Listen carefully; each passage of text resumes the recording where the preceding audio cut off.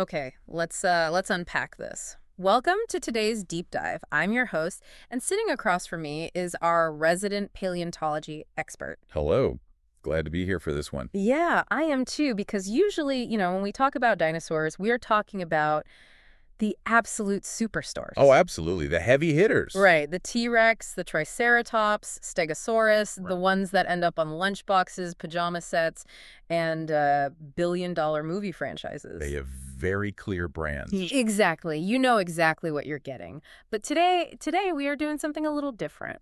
We certainly are. We are leaving those superstars completely behind. Yeah, we're looking at a dinosaur that is less of a movie star and more of a, well, I guess you could call it a cold case file. A cold case file. I like that. It's a detective story that's been running for over a century now. That is a very apt way to put it, honestly. It's a story about a fossil with a massive identity crisis. A dinosaur so confused about its own identity that its current scientific name is literally written inside quotation marks, Yeah. like ironic air quotes on an official government form. Right. And those quotation marks are actually quite important here. They aren't just there for emphasis. No. No, they signal that we know the name is wrong. We just don't have a better one for it yet. That is wild to me. So today we are doing a deep dive into the creature known provisionally as Dryosaurus grandis. Dryosaurus grandis. Even saying it out loud sounds a bit tentative. It is tentative, and honestly, this isn't just a story about a lizard from the Cretaceous period. It's really a story about us. How so? It's about how we categorize the natural world, how we make mistakes, and how science is basically a century-long argument over, well, a handful of broken bones. I love that. I really do. So let's set the scene for the listener before we get into the crazy bureaucracy of it all. Where are we and when are we? Okay, so we are in the early Cretaceous period, Which is, roughly 112 million years ago. okay, got it. And geographically, we are standing in what is now known as the Arundel Formation in Maryland, USA. Maryland? See, okay, I grew up thinking all dinosaurs came from out west. Most people do. Montana, Utah, the Badlands. Maryland is not exactly the first place you picture when you think of a Jurassic Park scenario. True. The American West usually gets all the glory. Formations like Hell Creek, because the preservation conditions out there were just perfect for whole skeletons. Right, the classic complete skeletons you see in museums. Exactly. But the East Coast has a very deep fossil record, too. The problem is, it's much more fragmented. Why is that? Because it was wetter. It was swampier back then. Things washed away or degraded. So we aren't finding those pristine skeletons laid out nicely in the rock. No, definitely not. We are finding bits and pieces, foot elements, isolated teeth, maybe a vertebra here or there. And that scarcity of material is really the villain of our story today, isn't it? It absolutely is. Because the mission for this deep dive is to basically trace how a couple of foot bones found in that Maryland mud managed to confuse paleontologists for over 100 years. Yeah. Exactly. We're going to look at the messy, highly bureaucratic, and frankly fascinating world of dinosaur taxonomy. Taxonomy, which is the science of naming and classifying things. Right. I have to say, looking at the research notes he sent over for this, I was actually laughing out loud. It gets a bit ridiculous. It really does. It feels like every time a scientist looked at these bones, they just gave it a completely different name. Pretty much. It's like the dinosaur entered a witness protection program every 20 years. It does feel that way. But it really highlights that science isn't about static, unchangeable facts. Right. It's an ongoing process of revision. As we learn more about the world, we have to constantly update the labels we put on it. So let's start at the very beginning, the origin story. What exactly did they pull out of the ground in Maryland? Well, you need to lower your expectations right now. Okay, expectations lowered. Do not picture a grand museum rotunda display. We are dealing strictly with what are called foot elements. Foot elements. That sounds like a polite euphemism. It is, a little bit. Specifically, we are talking about a phalanx. A toe bone. Yes, a single toe bone. Yeah. And an astragalus, which is a major ankle bone. Okay. And that's it. That is the entirety of the evidence for a very long time. Wow. That is not a lot to go on. No, it's not. I mean, imagine finding a hubcap on the side of the highway and trying to describe the entire car, including the make, the model, and the year it was built. That is a perfect analogy. And that extreme scarcity of evidence is exactly why we have this century of confusion. The whole story starts back in 1888. 1888. So we're talking about the early, days of American paleontology, sort of the Wild West era of dinosaur hunting. Right. And the famous paleontologist O.C. Marsh gets his hands on these specific bones. Okay. Now, Marsh was a titan in the field.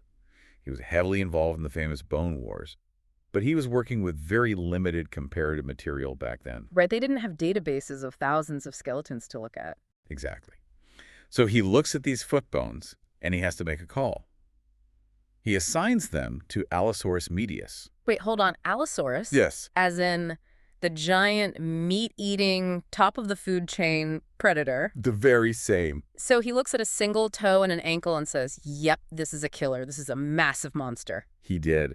But to be fair to Marsh, Allosaurus was what we call a wastebasket taxon back in those days. A wastebasket taxon. I love that term. What does that mean? It's exactly what it sounds like. If you found a fossil that looked vaguely like a big meat eater, and you weren't quite sure what it was? You just tossed it in the Allosaurus bin. Exactly. You threw it in the Allosaurus wastebasket until proven otherwise. Marsh saw a theropod, a beast-footed dinosaur, and went with the default option. So for decades, the accepted scientific consensus was that there was a massive Allosaurus stalking around the swamps of Maryland. Correct. That was the story until 1911. Enter Richard Swann Lull. Richard Swann Lull. He was a very thorough, very careful researcher. And he is doing a comprehensive, systematic review of all the fossils from Maryland. He takes a much closer look at these quote-unquote Allosaurus bones and decides, no, this doesn't fit at all. What does he see that Marsh missed? He sees something structurally different enough to erect an entirely new species, and he calls it Dryosaurus grandis. Okay, here's where it gets really interesting to me. I did a quick search on Dryosaurus before we started recording today. And what did you find? Dryosaurus is not a scary apex predator. Not at all. It's a plant eater. It's a relatively small bipedal herbivore. Precisely. It's an ornithopod. So within roughly 20 years, this animal went from being a terrifying Allosaurus, a major predator, to a Dryosaurus, which is essentially a relatively harmless vegetarian gazelle thing. Yeah. That is a massive shift in perspective. It is huge. It completely changes the ecosystem you're imagining in your head. Instead of a heavy hunter stalking the Maryland swamps, you have a light runner, a browser. That's a completely different animal. It is. Lull was looking at the morphology, the specific shape of the bones. He was seeing similarities to the bird-footed plant eaters. He thought the ankle looked like it was built for fleeing, not for fighting. Okay, so problem solved, right? It's a Dryosaurus. Case closed. Let's print the new textbooks. Oh, not even close. We are just getting started here. Really? Yes, because this is where we hit the great naming collision of 1920. 1920. This is where C.W. Gilmore comes into the picture. Yes. Charles Whitney Gilmore. He was a curator at the Smithsonian.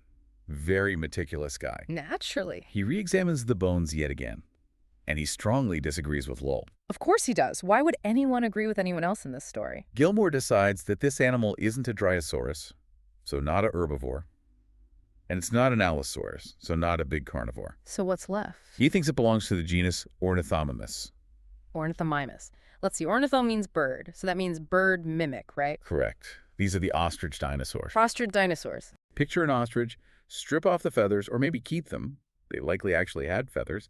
Add a long tail to it for balance, and give it arms with sharp claws instead of wings. So structurally, they are theropods, the same broad group as a T-Rex, but they behave and look more like giant, weird ground birds. Exactly. Long legs, fast runners, likely omnivores or herbivores, depending on the species. Okay. Gilmore looks at those foot bones from Maryland and sees clear parallels with these ostrich mimics. So, logically, he wants to move our Maryland friend into the Ornithomimos family. Okay, so he wants to call it Ornithomimos grandis. He takes the species name Lull gave it, grandis, and attaches it to his new genus, Ornithomimos grandis. That sounds dignified. It does sound dignified. It sounds authoritative.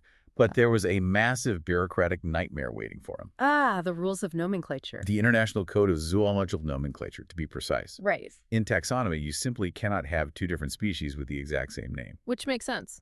It's a hard rule to prevent absolute chaos. And it turns out, our old friend O.C. Marsh, the guy who first called it an Allosaurus back in 1888, had named a completely different fossil, Ornithomimos grandis, back in 1890. Oh, wow. So the name was quite literally taken. It was preoccupied, in scientific terms. Marsh beat them to the punch by 30 years with a specimen he found out in Montana. Right. So even though Gilmore was entirely sure this Maryland dinosaur was an Ornithomimos, He was legally, scientifically forbidden from calling it Ornithomimus grandis. It's like trying to register a username on a website and getting the error message that says, this user ID is already taken. Try again. That is a perfect analogy. User Ornithomimus_grandis is already active. So what did he do? Well, Gilmore had to come up with patch, a quick fix. He renamed Lull's Maryland dinosaur to Ornithomimus affinis. Affinis, which basically just means related to or akin to, right? Yes. It was a workaround. It's Yeah. basically him saying, this is the Ornithomimus that is related to the other ones. But, and here's the irony, and this is the twist that really makes you shake your head at this whole academic process. I know exactly where you're going with this. I love this part. Tell the listener about those original bones from Montana. So, Marsh's original Ornithomimus grandis, the one from Montana that blocked Gilmore from using the name, Yeah. the primary holotype specimen, Yeah. it is presumed lost. It's just gone. Completely vanished. No one knows where it is today. It might have been misplaced in a museum move, or it crumbled to dust, or it was just lost in the shuffle of 19th century cataloging. So let me get this straight. Gilmore had to completely change the name of the Maryland dinosaur to avoid a conflict with a bone that basically doesn't even exist anymore. Technically, yes. Marsh's grandis is a ghost. It's a phantom fossil. But the rules are the rules. Because the name was published in a recognized journal back in 1890, it held the trademark, so to speak. That is wildly frustrating. It's paperwork over actual paleontology. We are literally letting a ghost dictate the science. Welcome to the academic world. But don't worry, it didn't stop there. Gilmore's rename to Ornithomimus affinis was just a pit stop. Right, because now we move into what you called the mid-century identity crisis. 1922, just 2 years later. Matthew and Brown, two other major heavy hitters in the field of paleontology. Okay. They looked at the Maryland dinosaur and assigned it to yet another genus entirely, Coelosaurus. Allosaurus! I actually haven't heard that name much. It's really not commonly used today, but they called it Coelosaurus affinis. They kept Gilmore's specific species name affinis, but they changed the genus again. Why? They thought it was more closely related to this other group of hollow-bone dinosaurs that were being found in New Jersey around that time. It honestly seems like everyone who walked past that specific drawer in the museum just felt the uncontrollable urge to slap a new sticky note on it. Like, I think it's a Coelosaurus. No, I think it's an Ornithomimus. It does seem that way. But you have to remember, they were trying to make sense of incredibly limited data. Just a toe and an ankle. Right.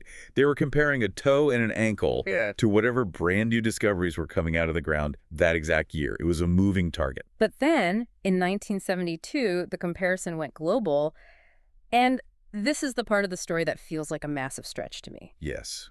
This is Dale Russell's review. Russell was a Canadian paleontologist, brilliant guy. Okay. He was systematically reviewing North American Ornithomimosaurs, and he looked at our strange little Maryland foot bones. And he saw something highly specific. He did. He noticed the pedal unwells. Which means the toe claws. Right. He noticed that the toe claws were curved. Now, usually, Ornithomimosaurs, the ostrich mimics, have fairly straight, flat claws. Because they run on flat ground. Exactly, like an ostrich. But these Maryland claws were distinctly curved. And he thought, wait a minute, I've seen this exact curve before. In Asia. Correct.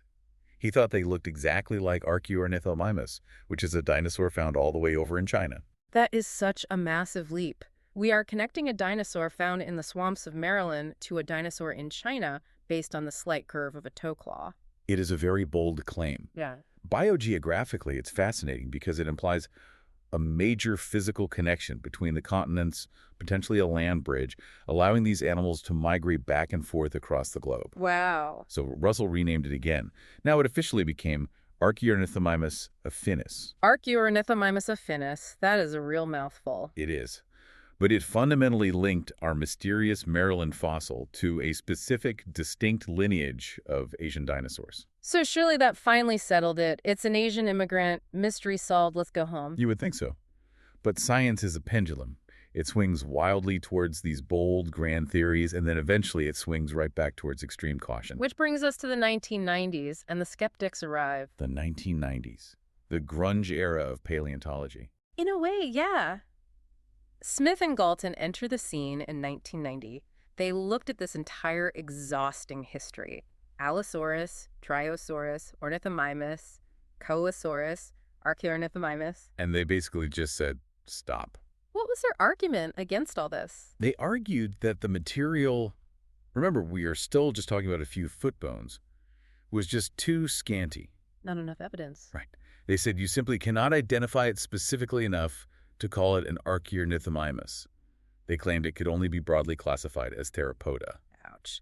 That's like finding a single hair at a crime scene and the detective saying, well, it definitely belongs to a mammal. Exactly. It's technically true, but it's not very helpful for closing the case. It's what we call the dubious label, nomen dubium.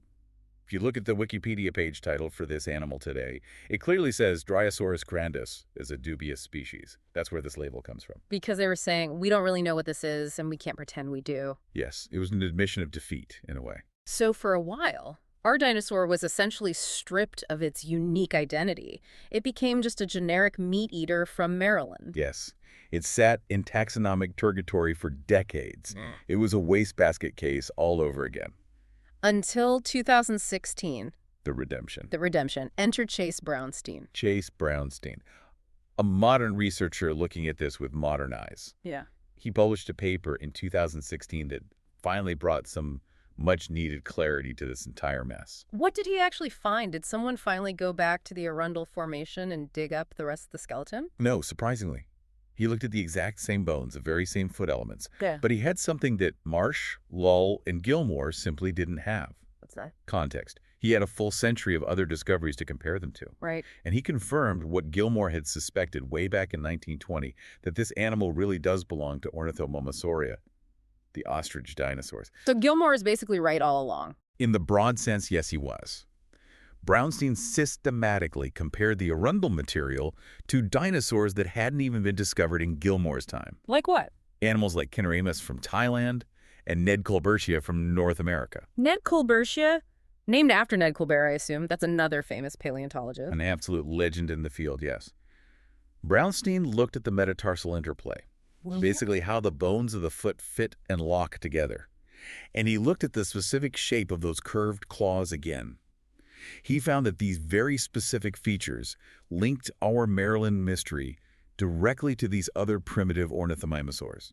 Okay, so it's not an Allosaurus. No. It's definitely not a plant-eating Dryosaurus. Definitely not. It is an ostrich mimic. Yes. His work completely validates its place in that specific family tree.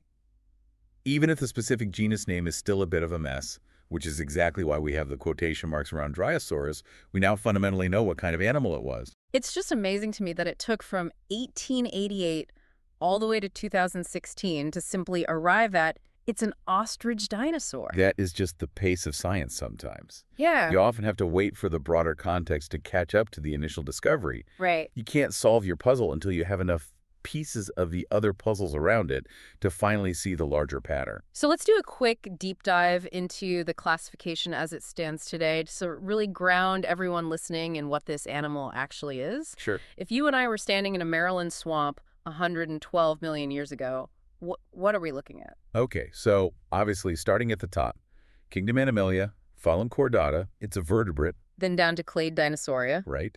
Then we go into Saurischia, which are the lizard-hip dinosaurs. Yeah.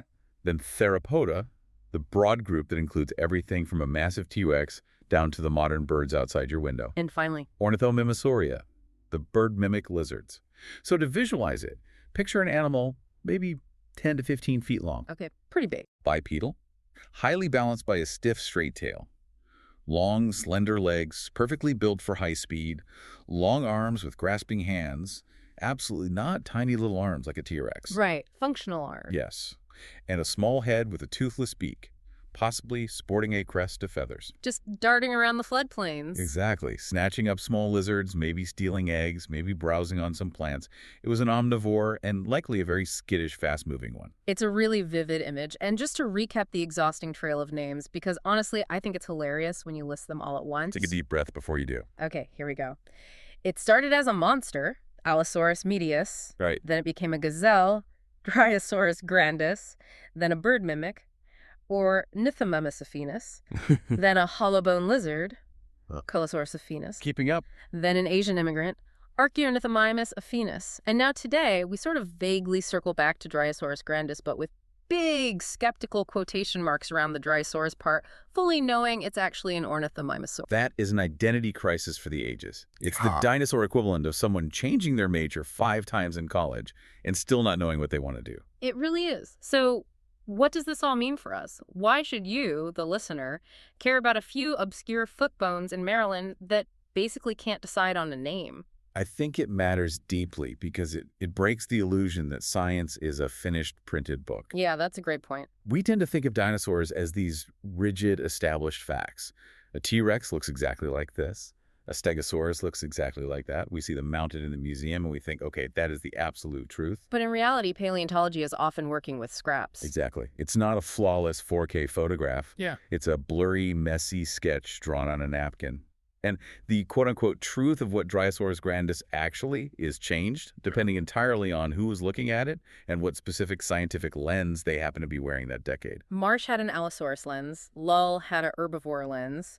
Russell was wearing an Asian migration lens. Precisely. It's almost like the dinosaur itself evolves based on the observer. The physical bones don't change. They've literally been sitting in the exact same drawer for 100 years. Right.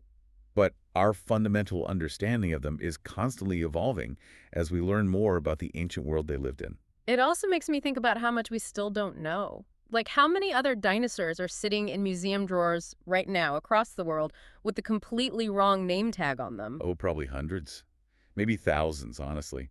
Taxonomy is constantly being cleaned up and revised. There are wastebasket taxa all over the place, just waiting for a Chase Brownstein to come along and take a careful second look. And it serves as a pretty good reminder to be humble about what we think we know right now. Absolutely. The dubious label isn't a failure of science. It's an honest admission that we need more data. It's science simply saying, I don't know yet. I want to go back to that lost bone for a second as we wrap up. The original Ornithomimos grandis from Montana. Ah, the ghost specimen. It haunts me.